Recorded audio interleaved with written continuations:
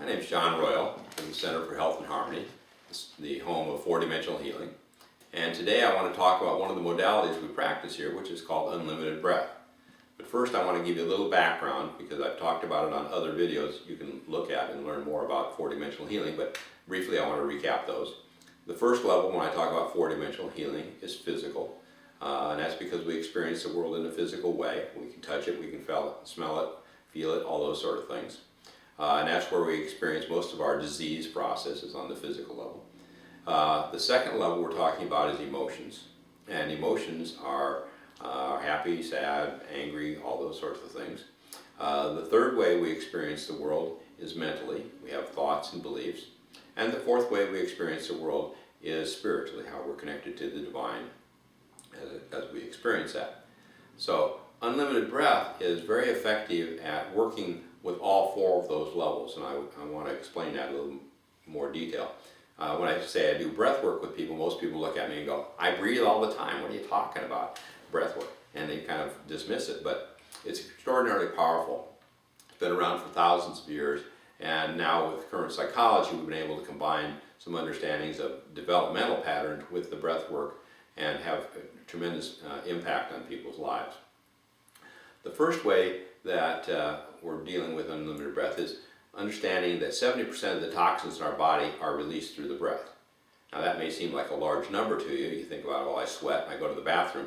But the reality is you're breathing 24 hours a day, 7 days a week. And every time you're exhaling, you're getting rid of toxins. If you also think about it, when you are most stressed, that's probably when you're breathing the least. And so people tend to store a lot of toxins at the time they're creating the most.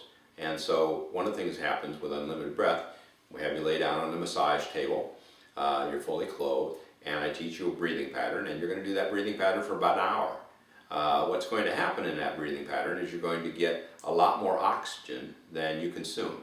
And so it's kind of like power flushing a radiator in a car. It goes through and cleans out a lot of those toxins and just helps your body feel cleaner and clearer. But while you're doing that, one of the other interesting things about breath is that it works, it's something we can do consciously and unconsciously.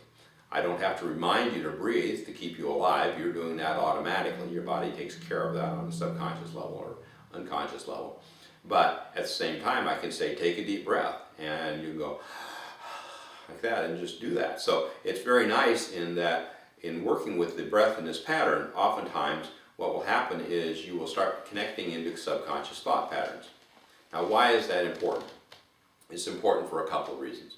One thing that psychology has taught us is that about 70% of learning happens before age 5. Now that seems like an incredible amount of learning, but you start out with virtually nothing. And by the time you're 5, you're forming thoughts, you're having conversations, you're moving, running, jumping, skipping, all those sort of things. All that is learned behavior that wasn't there when you came onto the planet. And the important thing is that if you are learning things at those ages, you don't have any context in which to make a lot of important decisions. All you have to do is remember back to the old TV show, Kids Say the Darndest Things, and it was great to hear their answers about things when you'd hear a 3-year-old or a 4-year-old or a 5-year-old give you an answer and you thought, wow, that's really wonderful, but it has nothing to do with reality. Well, you were making decisions about who you are in the world, how safe it is in the world, what you're capable of and all that sort of stuff at those times, but you don't have any comparison to know whether that's real or not. Whatever you grew up with and whatever you experienced was normal for you, and even though it could have been very traumatic.